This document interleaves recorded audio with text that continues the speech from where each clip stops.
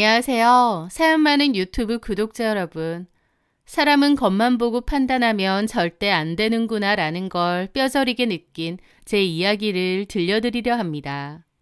제 전 남편 최용우는 펀드 매니저였습니다. 펀드 매니저 하면 떠오르는 똑똑하고 돈 잘 벌고 깔끔한 정장 차림의 이미지. 그런 이미지가 딱 들어맞는 사람이었죠. 아니, 그 이상이었습니다.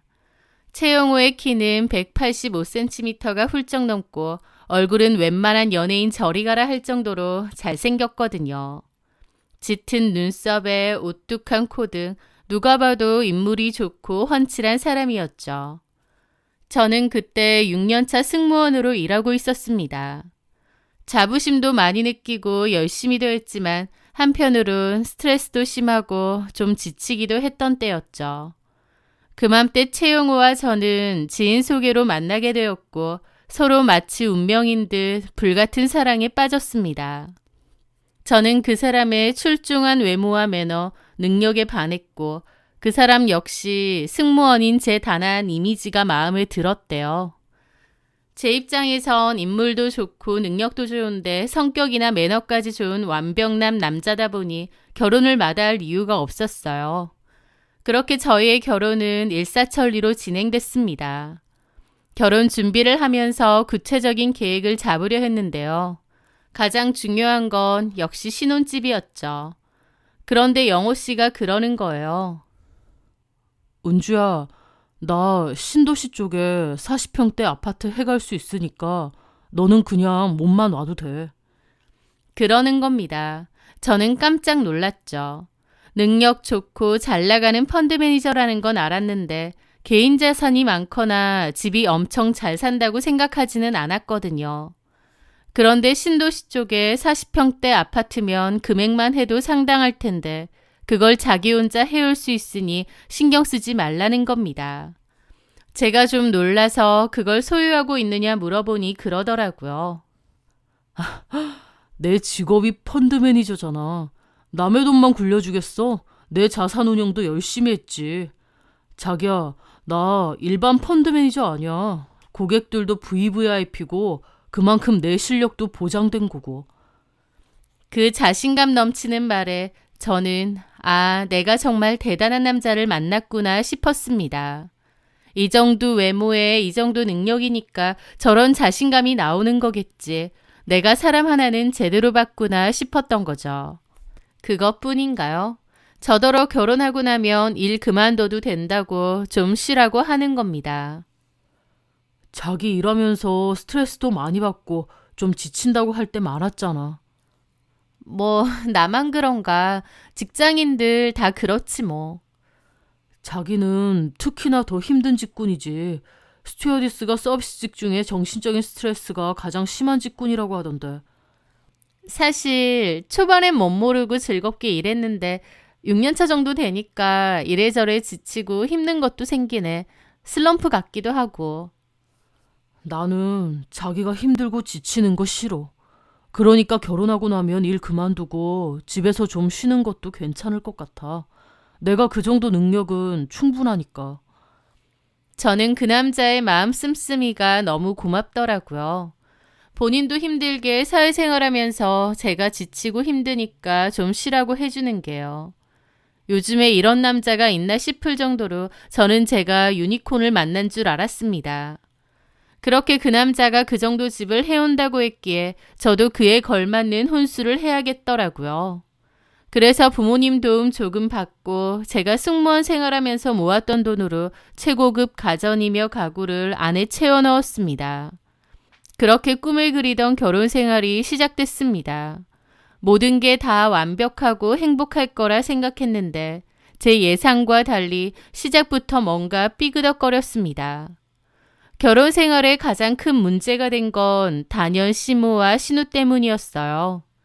남편은 능력이 좋았지만 집안 자체는 그냥 평범한 집이었는데요. 시아버지는 퇴직 후 일찌감치 귀농하신다고 시골에 내려가서 혼자 사셨어요. 어머님과는 사실상 조론이나 다름없는 관계였죠. 어머님은 답답한 시골에서 못 산다면서 딸과 둘이서 살고 있었습니다. 신우는 필라테스 강사를 좀 하다가 현재는 쉬고 있고 어머님도 따로 일을 하지 않았기에 제 남편이 그동안 그 집안의 기둥이자 돈줄의 역할을 하고 있었던 겁니다. 여태까지는 제 남편이 주는 돈으로 돈 걱정 크게 없이 비교적 편하게 살았던 것 같은데 그 아들이 결혼을 한다고 하고 거기다가 저 같은 평범한 집안의 딸이라고 콩고물 받아먹을 것도 없고 성에 차지 않았을 겁니다. 그래서인지 인사하는 자리에서부터 말도 안 되는 혼수를 요구하더라고요. 신혼집에 대한 혼수는 제가 알아서 할 거라서 괜찮았는데 문제는 신혼집이 아니라 시댁의 오래된 가정 가구도 바꿔달라고 하시는 거예요. 신혼집 가전 넣을 때 겸사겸사 우리 집 냉장고랑 TV, 세탁기도 좀 바꿔줬으면 좋겠는데. 그 스타일러인가 뭔가 그것도 지민이가 필요하다는데 그것도 좀 해주고. 저는 너무 황당해서 남편을 쳐다봤는데 남편은 하하 엄마도 참 하면서 웃어 넘기기만 하는 거예요. 그래서 제가 딱 잘라서 거절했어요. 어머님, 그건 좀 아닌 것 같아요. 저희 집 신혼집 혼수는 제가 책임지고 넣겠습니다만 그 이상은 좀 부담스럽고 힘들 것 같아요. 그랬더니 어머님과 신우 표정이 엄청 안 좋아져서는 서로 쳐다보고 황당하다는 표정을 짓는 거예요. 그러더니 그 후로 이 결혼 못 시킨다고 반대를 했던 거죠. 남편이 집을 해오니 신혼집 혼수는 제가 당연히 해가겠지만 시댁 가정가구까지 제가 바꿔줄 이유는 없잖아요. 너무 황당하고 이런 시어머니라면 결혼해서도 골치 아프겠다 싶더라고요. 그래서 중재를 못할 것 같으면 헤어지자고 이별을 통보했습니다. 영호 씨는 제가 헤어지자고 하니 그제야 자기가 중간에서 잘하겠다, 아무것도 안 해줘도 된다고 저를 말렸고 그 뒤로 다시 결혼을 강행했습니다. 어쨌든 그렇게 결혼 전부터 시댁 식구들과 부딪힘이 있었기에 그렇게 시작된 결혼 생활이 순탄할 리가 없었습니다. 결혼 후에 저는 일을 그만두고 집에 있었는데 시어머니와 신우는 툭하면 현관 비밀번호를 누르고 신혼집에 쳐들어왔거든요. 제가 청소 싹 해놓고 겨우 한숨 돌리려고 하면 삑삑삑삑 소리가 나는 거예요. 아들네 집에 오는 게 무슨 문제가 있느냐는 식으로 말하며 저희 집에 자주 드나들었는데 그렇게 오면 아주 자기 집처럼 편안하게 있다가 가시는 겁니다. 냉장고 뒤져서 과일 마음대로 깎아먹고 그 껍데기를 치우지도 않고 그대로 올려두는 데다 배달 음식 시켜 드시고 딱 싱크대 안에만 넣어두더라고요. 시뻘겋게 양념이 묻은 그 일회용 용기들요. 그것뿐인가요? 이 컵 예쁘네. 이거 우리가 들고 가마. 너네는 새로 하나 사던가. 아, 꿀 새로 샀네. 우리 집 마침 꿀이 똑 떨어졌는데 이거 들고 갈 테니까 너네는 새로 사라. 커피 이런 거 잘 안 먹지? 우리가 들고 갈게. 그런 식으로 저희 집에 있는 걸 마음대로 자꾸 갖고 가버리시는 겁니다. 제가 일을 그만두고 집에만 있으니 무슨 자기들 식모가 하나 생긴 줄 아는 건지 저를 막 부려먹으려 하시는데 기가 막혔죠. 저도 나중에는 짜증나서 어머님과 신우가 오면 볼일 있다고 나가버렸는데 그러고 들어오면 집안 꼴이 엉망이고 배달 용기 그대로 쌓여있고 제 할 일만 잔뜩 쌓여있는 겁니다. 너무 스트레스를 많이 받았고 남편에게도 왜 어머님과 아가씨가 이렇게 마음대로 드나드느냐, 이건 좀 아니지 않느냐 그랬습니다. 영호 씨, 이건 아니잖아. 내가 어머님이랑 아가씨 가정부 노릇하려고 결혼한 거야? 그리고 사생활이라는 게 있는데 왜 결혼한 아들 집을 아무렇지도 않게 드나드시는 거야? 제 울분이 섞인 하소연에도 남편은 부드러운 음성으로 그러는 겁니다. 에이, 자기야. 이제 결혼도 했겠다. 한 가족이잖아. 그냥 가족끼리 편하게 그러는 거 가지고. 가족끼리 편하다니. 나는 하나도 안 편해. 아들 부부 생활은 아랑곳하지도 않고 마음대로 불쑥불쑥 오셔서는 집 엉망으로 만들어 놓고 나도 부려먹으려고 하시는데 누구한테 편하다는 거야? 에이, 자기야. 그 말은 나도 좀 기분 나쁘다. 우리 엄마랑 지민이가 원래 좀 털털해서 그렇지 아기는 없어. 그냥 가족이니까 스스럼 없이 집에 놀러 오는 거지. 자기가 좀 이해해 줄 수 있는 거 아니야? 그럼 이렇게 생각해봐. 자기 집에서 쉬는데 우리 부모님이 툭 하면 와서 몇 시간이고 마음대로 어지르고 있는다고. 당신은 아무렇지도 않아? 알았어. 내가 나중에 말할게. 됐지? 여러분, 그 나중에 말할게가 제일 무서운 말인 거 아시죠? 남편은 앞에서는 마지못해 제 편을 들어주는 척했지만 결론적으로는 아무것도 해결하지 않았습니다. 그저 말투만 다정다감하게 저를 달래주는 거지 실질적으로 어머님이나 신우에게 말한 적도 없고 중재할 생각 없이 반감만 하고 있었던 거죠. 참다 못한 저는 비번을 바꾸겠다고 했고 그 일로 시모와 신우가 제 욕을 엄청 하고 날뛴 모양이었습니다. 시모가 저한테 전화해서 내 아들 집에 간다는데 네가 뭔데 비번을 바꾸느냐 따졌고 저도 너무 불편하다고 이건 좀 아닌 것 같다고 따졌습니다.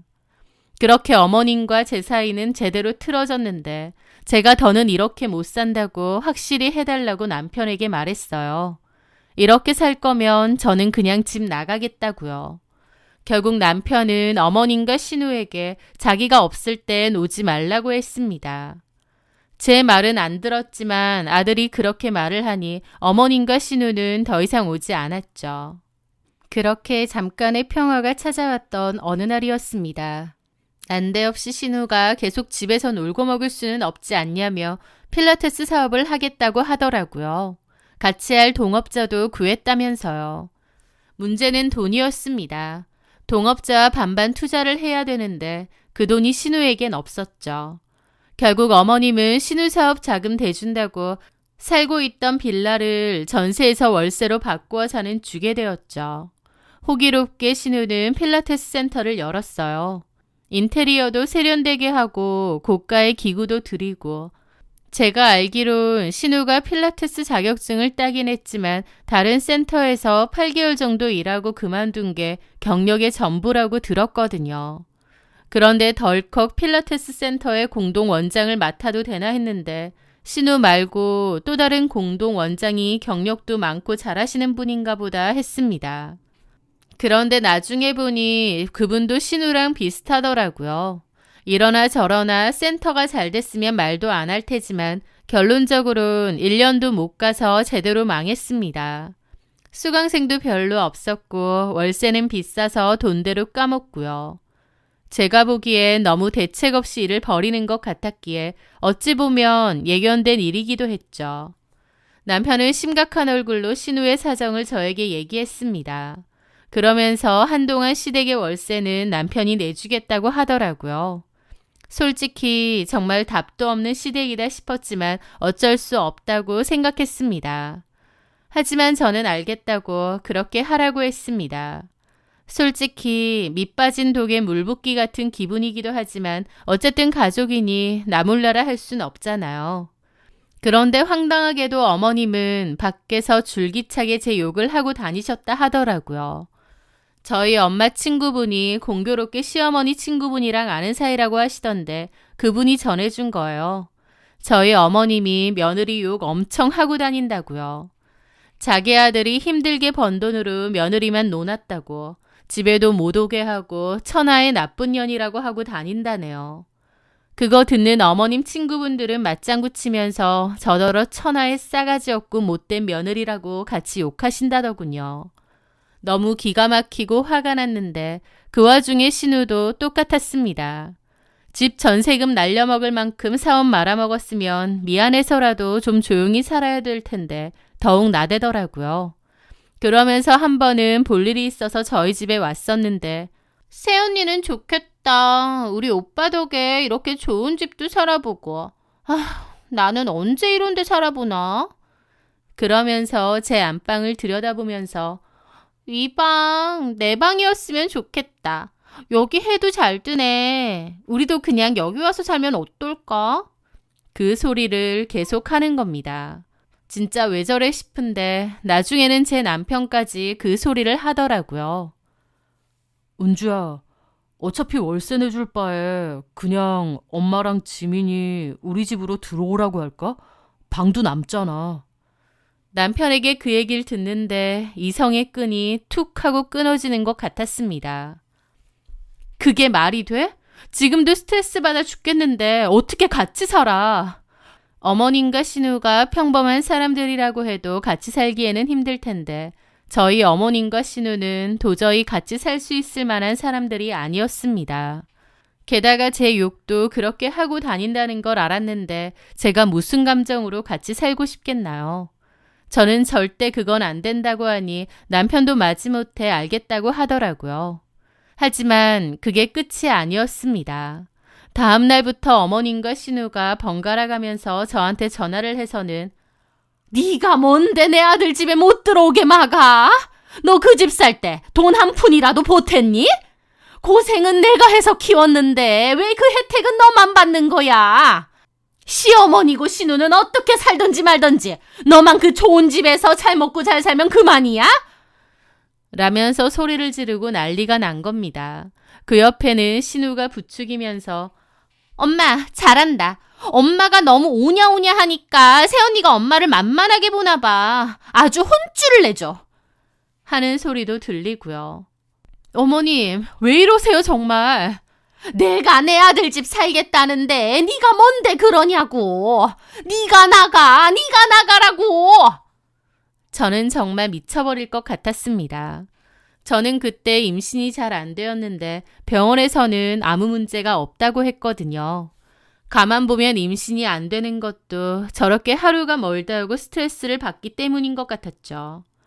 제가 승무원 생활을 하면서 다양한 인간군생을 만나봤고 상상 초월 진상도 정말 많았습니다. 그래서 제 나름대로 그런 사람들 대하는데 도 같았고 웬만해선 끄덕없다고 생각했는데 저희 어머님과 신우의 닭달은 정말 사람을 미쳐버리게 만들 지경이었죠. 그러던 어느 날이었습니다. 남편이 웬일로 아주 다정한 얼굴로 저한테 제안을 하는 거예요. 은주야, 요즘 많이 힘들지? 스트레스도 많이 받고. 남편이 그렇게 말하는데 내가 누구 때문에 스트레스를 받는지 모르나 싶어 기분이 안 좋더라고요. 제가 아무 말 안 하고 있으니 남편이 그러는 겁니다. 자기 제주도 좋아하잖아. 그래서 말인데 제주도 한 달 살이 이런 거 갔다 올래? 제주도? 한 달 살이? 장모님도 전에 수술하셔서 몸 회복이 덜 되셨잖아. 장모님과 둘이서 제주도 가서 푹 쉬고 오면 훨씬 좋을 것 같은데. 내가 한 달 살이하기 적당한 집도 알아봐 놨거든. 남편의 그 말에 스트레스로 꽁꽁 얼어붙어 있던 제 마음이 스르르 풀리는 것 같더라고요. 저희 엄마는 그 전에 갑상선 관련 수술을 하시고 회복 중이셨거든요. 그래서 경치 좋고 공기 좋은 곳에서 요양을 좀 했으면 하는 마음도 있었는데 남편이 먼저 그렇게 제안을 한 거예요. 아, 이 남자가 그래도 내 생각, 우리 엄마 생각도 하는구나 싶어서 좀 감동이었습니다. 그렇게 저는 엄마랑 단둘이 한 달 살이를 위해 제주도로 떠났습니다. 남편이 알아봐준 집은 바다가 한눈에 보이는 너무너무 예쁜 타운하우스였죠. 저랑 엄마는 그곳에서 정말 오랜만에 평화롭고 행복한 시간을 보냈습니다. 남편한테도 너무 고마웠고 또 한편으론 제 마음도 많이 가라앉더라고요. 그래, 남편도 우리 엄마를 위해 이렇게까지 해주는데 나도 어머님과 신우에게 좋은 마음으로 먼저 다가가자 그런 결심도 했습니다. 그렇게 한 달 살이가 일주일 정도를 남겨두고 끝나갈 무렵이었어요. 조금씩 짐 정리를 하고 있었는데 제 핸드폰으로 모르는 번호의 전화가 한 통 걸려오는 거예요. 원래는 모르는 번호는 안 받는데 타지에서 한 달 살이를 하다 보니 혹시 필요한 전화일까 싶어서 받게 되더라고요. 여보세요? 고은주 씨 맞습니까? 수화기 너머로 아주 중후한 50대 정도 되어 보이는 남자의 목소리가 들렸어요. 네, 맞는데요. 누구시죠? 저는 김안나 씨 남편 되는 사람입니다. 라며 처음 들어본 이름을 말하더라고요. 전화를 잘못 거셨구나 싶었죠. 김안나요? 아, 전화 잘못 거신 것 같아요. 저는 그런 분을 모릅니다. 그런데 전화기 너머의 그 남자가 후 하고 정말 땅이 꺼져라 깊은 한숨을 내쉬는 거예요. 아무것도 모르시는군요. 예상은 했는데. 라며 너무 뜬금없는 소리를 하는 거예요. 무슨 말씀이신지 잘못 거신 거 아닌가요? 아니, 정확히 걸었습니다. 고은주 씨 맞으시죠? 네, 제 이름은 맞는데 누구시죠? 저한테 무슨 용건으로? 남편 이름이 최용호 맞죠? 라는 겁니다. 그 순간 저도 모르게 심장이 덜컹 하더라고요. 네, 맞는데 저희 남편을 어떻게 아세요? 무슨 일로? 최용호. 남자가 제 남편 이름을 경멸스럽게 읊조리더라고요. 그러더니 아무것도 모르시는 것 같아서 어디서부터 말해야 될지는 모르겠는데요. 최용호 그 인간 아내분이 아는 그런 사람이 아닙니다. 네? 무슨 소리세요? 직업은 펀드 매니저일지 모르지만 다른 일도 아주 열심히 하고 있더군요. 투자하러 온 사모들 상대로 등쳐먹는 제비 노릇까지요. 네? 제비요? 당신이 살고 있는 그 집 그거 우리 와이프 집이에요. 와이프 이름이 김안나입니다.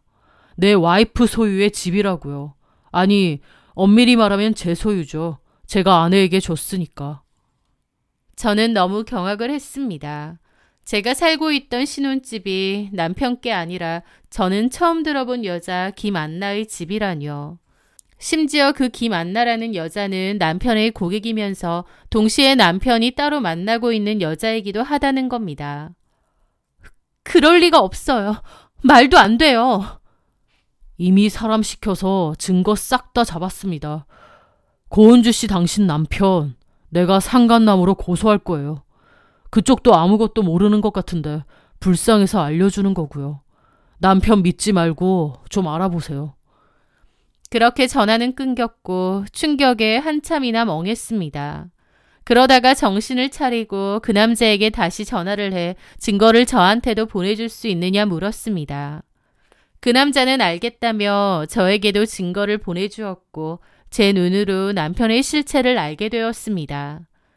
김한나 씨는 50대 중반 정도의 나이였는데 남편과 함께 스킨십도 하고 드라이브도 가고 호텔도 가고 그런 사진들이 다 찍혀 있더라고요. 그걸 보는데 이게 진짜 내 남편이 맞나 싶고 충격이 너무 컸습니다. 하지만 분명 제 남편이 맞았죠.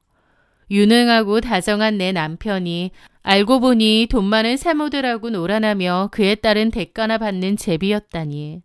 심지어 내가 살고 있던 신혼집도 김한나 씨에게 받은 거라니. 말도 안 되는 현실이 기가 막혀 얼마나 울었는지 모릅니다. 엄마도 놀라서 달려오셨고 저는 울면서 엄마한테 모든 걸 다 얘기했죠. 저희 엄마도 뒷목 잡고 쓰러지실 뻔했고요. 그렇게 엄마랑 저랑 뜬 눈으로 밤을 새우며 이걸 어떻게 할 건지에 대해서 의논을 했습니다. 그리고 어느 정도 마음을 추스르고 정리를 했죠. 가자 엄마. 일단 가서 얘기해봐야 될 것 같아.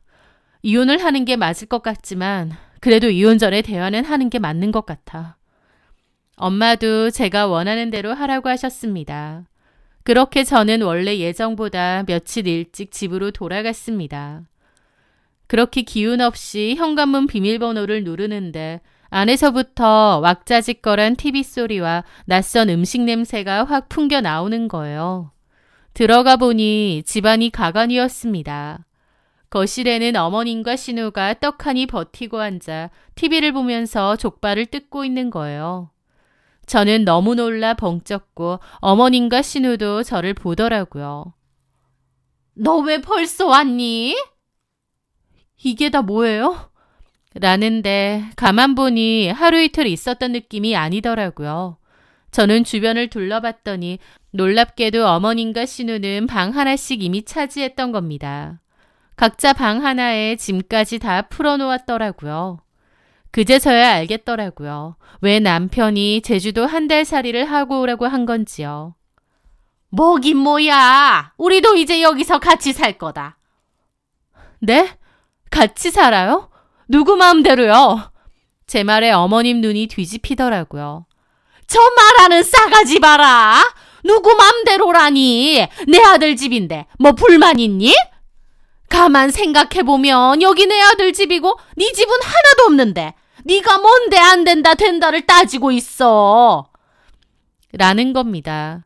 그 말에 저는 어처구니가 없어서 코웃음이 날 지경이었어요. 네, 제 지분도 없지만요. 엄밀히 말하면 어머님 아들 지분도 없네요. 어머님 아들이랑 놀아난 여자네 집이니까요. 라고 쏘아붙이려던 차에 마침 현관문 도어락 소리가 다시 들리더니 남편이 퇴근하고 들어오더라고요.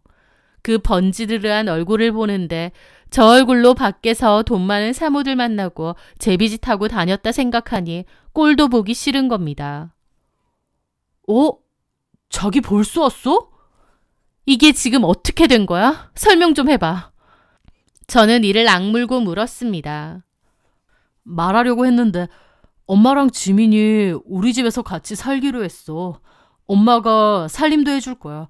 엄마가 그렇게 한대. 자기는 편하게 지내면 돼. 저는 그 인간 얼굴을 빤히 쳐다봤습니다. 다정한 척 말하면서 정말 내 얘기는 귓등으로도 안 듣고 지 맘대로 하는구나 싶기도 하고 또 한편으론 저 가식적인 얼굴로 나를 여태까지 잘도 속여왔구나 싶은 겁니다. 말투만 다정하지 그 속내용은 완전 이기적이고 지밖에 모르는 인간이었던 거죠. 이미 제주도에서 마음 정리를 웬만치 하고 온 상태라서 그런지 열받는다기보다 그냥 어처구니 없고 헛웃음만 나오더라고요. 이 코미디 같은 상황이 너무 어이가 없기만 했던 거죠. 남편은 곧 상간소송을 당한 예정이지만 그런 것도 전혀 모르는 것 같았고 어머님과 신우도 마찬가지였습니다. 저는 어이없으면서도 후련한 기분으로 말했습니다. 그럼 가족끼리 그렇게 실컷 사세요. 내가 나가줄 테니까. 저는 캐리어를 돌려서 그대로 현관으로 향했습니다. 남편이 당황하더라고요. 자기야, 왜 이래? 너무 감정적으로 이러지 말고. 근데 시어머니랑 신우가 뒤에서 그러는 겁니다. 냅둬라 영호야. 전현 저거 쇼하는 거다. 그래 오빠 냅둬. 나가신다는데 뭐하러 말려. 그러니까 네가 그렇게 절절매니까 쟤는 지가 뭐라도 된 줄 알고 저렇게 꼬장 부리는 거다. 그냥 냅둬 나가게. 지가 지 발로 나간다는데 뭐. 그리고 저한테도 그러더라고요.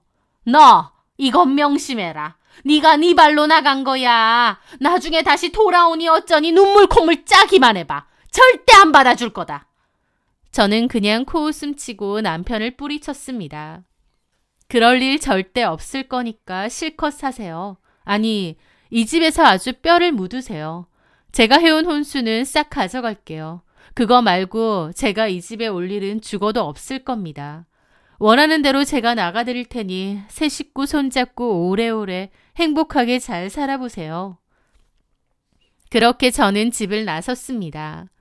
그리고 제주도에서 마음 정리를 할 때 미리 알아봐둔 업체에 전화해서 지금 당장 가정가구 다 빼서 공용 창고에 좀 놔둬달라고 했죠.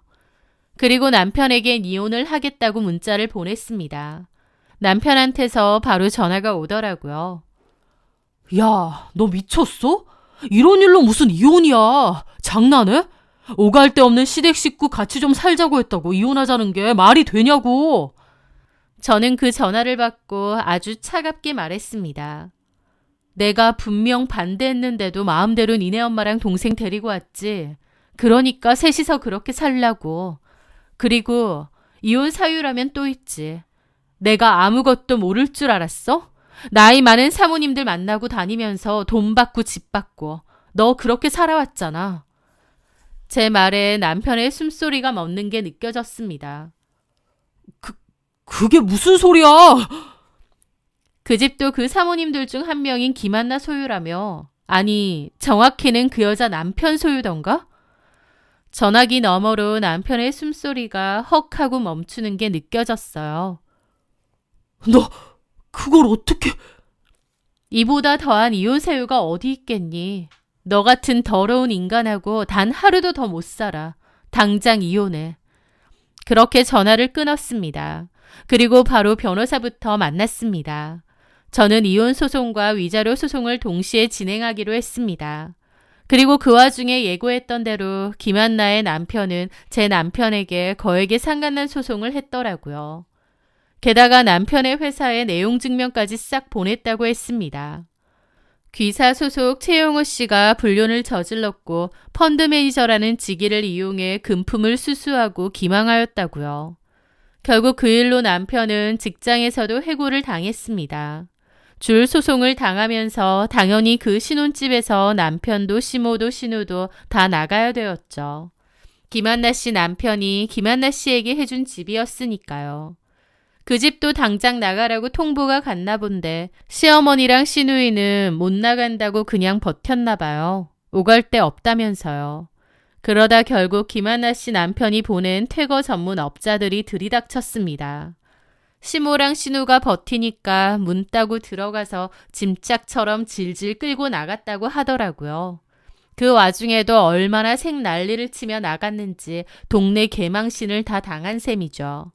자기 아들 상간남이라고 아주 떠벌리는 것도 아니고 어차피 쫓겨날 건데 생난리를 쳤다고 하더라고요. 저는 그 사이에 제가 갖고 나온 혼수들 중 저희 엄마 집에 오래된 가정가구를 싹 바꿨고요. 그래도 남은 건 중고로 처리를 했습니다. 비싸게 줬는데 중고로 팔 땐 그만한 가치가 없어서 아깝긴 하지만 아깝다고 부여잡고 있는 건 너무 미련한 짓이잖아요. 전부 다 싹 정리를 하고 나니 오히려 속이 시원하더라고요. 전 남편은 저에게도 소송을 당했고 김한나 씨의 남편에게도 소송을 당했습니다. 저 역시도 김한나 씨에게 소송을 걸었고 김한나 씨에게 3천만 원 가량의 위자료를 받아냈어요. 혼수 비용 손해본 건 거기서 많이 충당했다 생각하고 말았습니다. 전 시모와 전 신우는 오갈 데 없어서 결국 시골 아버님 집으로 들어갔다고 들었습니다. 전 시모와 전 신우의 꼬라지가 참 우습더라고요.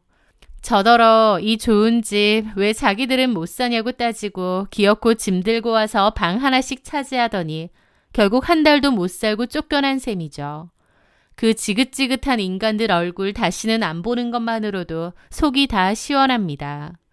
전 남편의 뺀질뺀질한 외모와 수려한 말솜씨에 저도 깜빡 속았던 것 같습니다. 사실은 겉모습만 번지르르 하지 실속도 없고 내실도 전혀 없는 그런 인간일 뿐이었죠. 이혼은 가슴 아프지만 이 일로 저도 많이 돌아보고 또 사람 보는 눈도 좀 커지지 않았나 생각하렵니다. 저는 승무원 취업 코칭을 해주는 학원에 취업을 하게 되었어요. 다니고 있는데 제가 의외로 강사가 적성에 잘 맞더라고요. 그래서 즐거운 마음으로 잘 다니고 있습니다. 참 많은 일이 있었지만 그 와중에 운이 좋아서 잘 풀렸던 일도 많은 것 같아요. 증거도 손쉽게 얻었고 소송에도 다 이기고 했으니까요. 힘든 일이었지만 최대한 좋은 쪽으로 생각하며 앞으로도 씩씩하고 긍정적으로 잘 살아가려 합니다. 제 긴 이야기 들어주셔서 정말 감사합니다.